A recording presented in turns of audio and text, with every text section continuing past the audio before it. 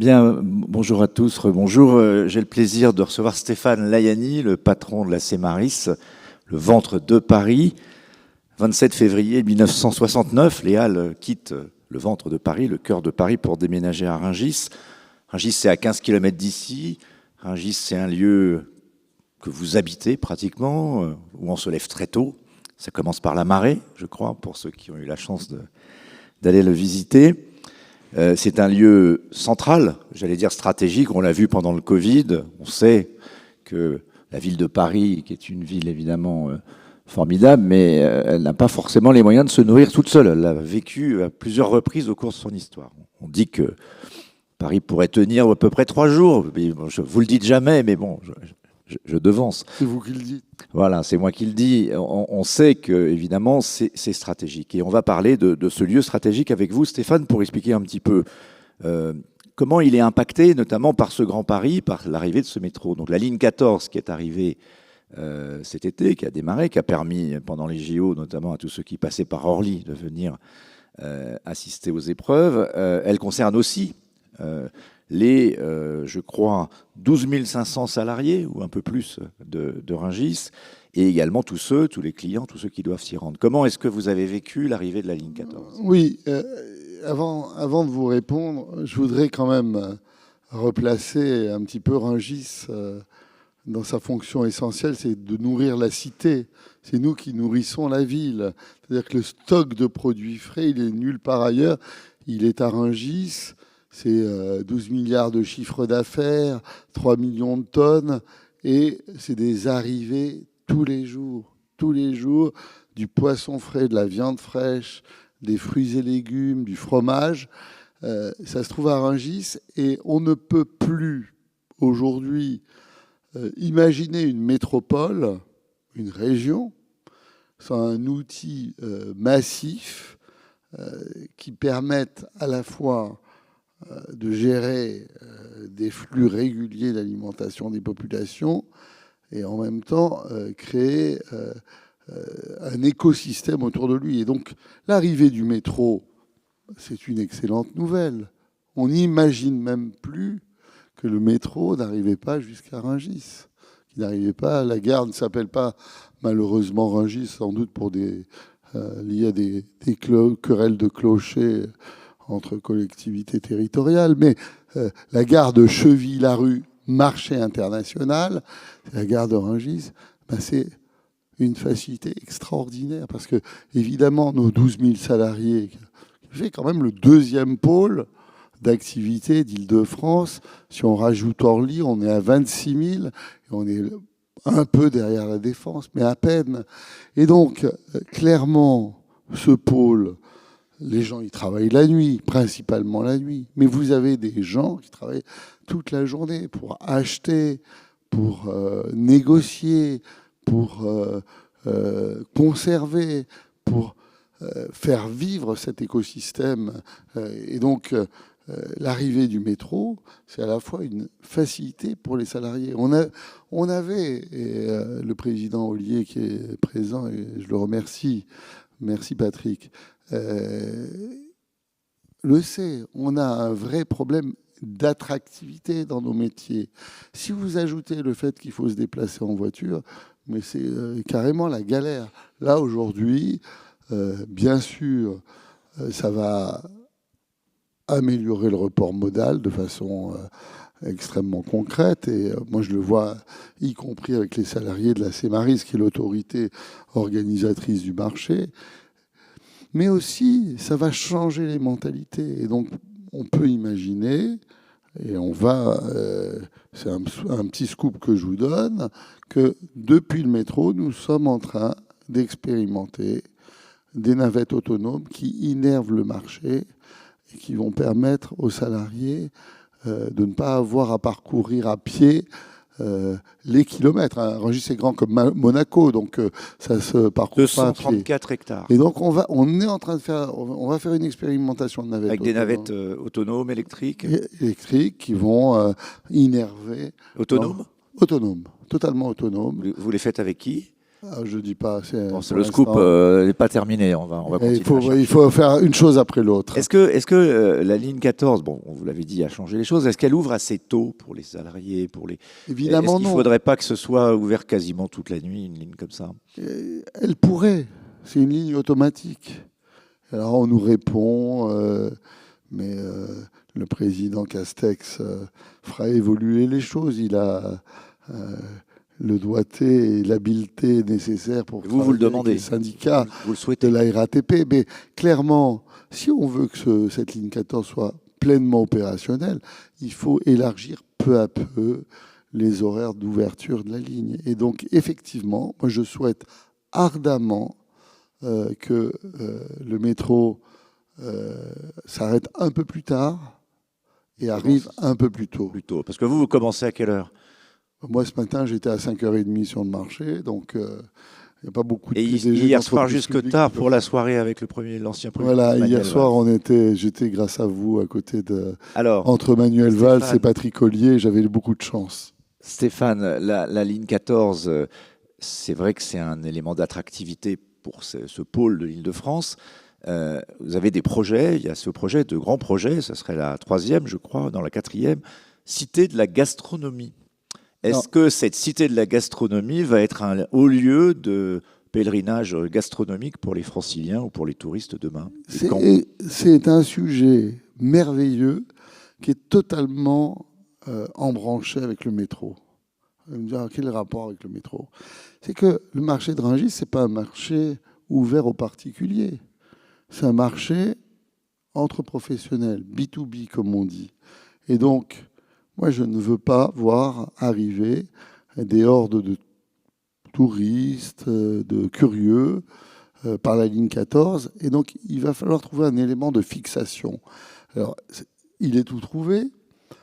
En 2010, 2011, Jean-Robert Pitt, qui était le président de la mission du patrimoine gastronomique, fait élire le repas gastronomique des Français au patrimoine mondial de l'humanité. Donc ça, c'est formidable. Le repas des Français, c'est les repas de fête, c'est les repas d'affaires, c'est les repas de plaisir, le touring gastronomique. Et l'UNESCO lui dit, OK, on vous donne, on vous classe, mais la contrepartie, c'est que vous ayez un objet physique qui puisse matérialiser ce repas gastronomique des Français. Et donc, c'est de là qu'est née cette idée de la Cité de la gastronomie. Elle sera où? Elle sera livrée quand? Alors, c'est très simple. À la sortie du métro de la ligne 14, Cheville-la-Rue, marché international 2, eh bien, il va y avoir la Cité internationale de la gastronomie. Ça va être une cité extraordinaire sur 7 hectares où vous sortirez, vous aurez une halle gourmande aux saveurs. Et là, vous trouverez les plus beaux produits de Rungis, puisqu'on a une vraie particularité, c'est que nous, on vend de la qualité, des IGP, des produits exceptionnels. Et donc, à chaque fois, on me demande « Ah oui, mais tu pourrais me trouver le meilleur », je dis n'importe quoi, le meilleur saumon, les meilleures truffes, le meilleur fromage, la meilleure viande maturée. Et donc là, on l'aura à disposition. À 20 minutes de Paris. À 20 minutes. À quoi 20 minutes? Même 15 minutes de Paris. On l'aura. Et ça sera une vitrine extraordinaire pour l'agriculture. Ça ne va pas faire concurrence aux commerçants ou au marché de centre-ville, ça? Pas du tout, pas du tout. Les gens, ils sont très actuellement, on est en croissance. Hein. Je vous ai dit, on avoisine 12 milliards. Depuis que j'ai pris les manettes de Rungis, on est entre 4 et 5% de croissance par an. Il n'y a pas de problème. La réalité, il n'y a que des solutions. Il faut offrir aux gens des produits abordables de qualité. Une fois qu'on a compris ça, les marchés de plein vent, qui sont nos premiers commerçants et qui ont beaucoup de succès. Donc, imaginons la ligne 14 pleine de Parisiens allant dans le nouveau ventre de Paris à la Cité internationale. Voilà. C'est quoi, 2027 ? Fin 2027, il y aura le début. Après la prochaine élection présidentielle, quoi.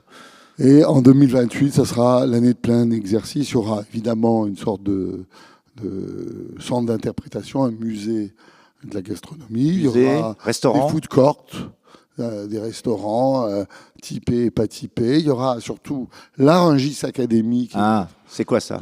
C'est notre grand centre de formation qui regroupe plus de 20 écoles des métiers de bouche, qui a été très aidé par la région notamment, où vous avez Ferrandi, les Compagnons du Devoir, l'école Le Nôtre, le dernier CFA de la poissonnerie, mais aussi Vous parlez de l'attractivité de ces métiers, parce que c'est des métiers formidables, évidemment, mais il faut effectivement avoir les formations, il faut avoir une qualité de vie, on en a un peu parlé tout à l'heure, le métro change un peu la donne. Est-ce que vous avez beaucoup de candidats pour travailler à Rungis? ça marche très bien. La réalité, c'est que c'est des métiers en tension, où il y a des besoins énormes, où il y a des pénuries terribles. Je prends par exemple l'agriculture. On a un lycée agricole dans Rungis Academy. On manque de 70 000 agriculteurs en France. Mais si on ne les forme pas, eh bien, c'est des productions en moins, c'est des produits en moins, et après on nous dit on importe. Mais c'est bien ça le sujet. Et donc il est tout à fait nécessaire de changer le logiciel et faire comprendre aux parents qu'il n'y a pas que les grandes écoles, hein, même si c'est très bien, qu'on peut s'éclater avec un CAP de pâtisserie et avoir de très belles vies. Et moi, on n'est pas loin de chez Guy Savoie, à la Monnaie de Paris, qui côtoie les grands chefs et les moins grands chefs, c'est des vies heureuses, avec des métiers concrets, qui sont très importants pour la culture et les passions françaises. Dernière question, parce qu'on a un peu dépassé le temps, mais on vous a quand même fait venir, vous êtes levé tôt, vous êtes venu... Vous avez mis que 15 minutes, vous avez pris la ligne 14 en fait? Alors, moi j'ai pas pris la ligne 14, mais j'aurais dû la prendre parce que j'étais bloqué dans un embouteillage. Alors, on parlait de la dépendance de Paris, effectivement, de Rungis, mais en même temps, son importance stratégique. Rungis, c'est dans le sud de Paris. Il y a une autre possibilité avec la ligne 17, c'est de développer également le nord de Paris. Est-ce que, on parle beaucoup, alors cette expression, je crois que vous ne l'aimez pas, mais elle a été employée dans le monde politique. Est-ce qu'il va y avoir un deuxième Rungis dans le triangle de Gonesse un jour? D'abord, c'est totalement nécessaire. Les hauts fonctionnaires qui m'ont précédé, les Paul de Louvrier, les Roland d'Ingesser, les gens qui ont fait ce qu'est le Grand Paris aujourd'hui, hein, les grands préfets, mon prédécesseur Liberbou, ils voyaient à 20 ans, à 30 ans. Et donc moi je vous dis que dans 10 ans, il y aura 1 million de bouches à nourrir en plus dans la métropole. Et donc avec Michel Cadot, avec le préfet de région, le grand préfet de région, Marc Guillaume, on a décidé, il y a quelques années, de développer ce grand projet qui s'appelle Agoralim. Jean Castex, quand il était Premier ministre, me demande un rapport que j'ai écrit de ma blanche main sur c'est quoi l'alimentation en 2035. Et en 2035, vous avez une situation qui est très claire, c'est que le service public alimentaire que je suis le seul à représenter ici en France, eh bien, le service public alimentaire, s'il veut garder sa part de marché, c'est-à-dire 60%, de 57 à 60% selon les années, eh bien, il faut qu'il continue à se développer. Sinon, c'est la malbouffe, la junk food qui va prendre le là. Et donc, on a travaillé sur ce rapport et on a fait un projet from scratch, totalement sur une page blanche, qui permet de réfléchir aux nouveaux besoins des consommateurs. 1 million de personnes en plus et des tuyaux totalement bouchés. Je ne sais pas si vous prenez de temps en temps la 86, mais c'est rare que ça roule. La francilienne, c'est pareil. Et donc, il est nécessaire, si on veut faire moins d'empreintes carbone, si on veut nourrir tous ces gens-là, de faire un deuxième registre. Et il aura lieu plutôt à Goussainville. Pourquoi à Goussainville? D'abord parce qu'on a eu une collectivité locale, une mairie aidante. Ensuite, il y a des terrains et on sort, c'est ça le scoop, hier, du projet d'intérêt général qui a été qui va faire l'objet d'un acte réglementaire par le préfet du Val d'Oise, et qui permet demain d'ouvrir une DUP, une déclaration d'utilité publique, pour construire ce nouveau marché, entre guillemets, parce que le marché physique restera à Rungis. En revanche, on a besoin de développer de l'agriculture locale. Ce matin, on faisait le carreau des producteurs à Rungis. C'est un succès. Avec 13 000 tonnes, je ne fais que 50%. Je fais déjà 50% de l'agriculture locale, mais les gens en demandent encore plus. Et donc, on va créer une agora des producteurs à Goussainville, et puis des entrepôts qui, sous froid, qui conserveront des aliments pour tout le monde, de la viande, du fromage, des fruits et légumes. Et puis, on va faire, au nord du triangle de Gonesse, dans la ZAC Nord, on va faire un campus de la formation Agoralim Academy autour de tous les métiers de la logistique. Et là aussi, il y a un grand besoin des métiers de l'agriculture et de la logistique. Et dans le sud, on va sanctuariser, là où on voulait faire Europa City, on va sanctuariser les terrains pour développer des projets agricoles, maraîchers et d'élevage. Parce que on dit souvent, ah oui, la région parisienne est une grande région agricole, mais on fait surtout de la betterave et des céréales. Et donc, si on veut une alimentation qui se mange, il faut, comme on le fait en Seine-et-Marne, comme on le fait dans les Yvelines, du cresson de Méréville, des asperges d'Argenteuil, des tomates, des saveurs de chèvre. Allez Stéphane, vous nous faites rêver, on salive déjà pour le déjeuner. Il faut que je vous arrête parce que malheureusement, le temps nous est compté. Mais merci beaucoup de ces quelques informations. Surtout vous. Et merci d'être venu ici. Je passe la parole à la table ronde qui suit.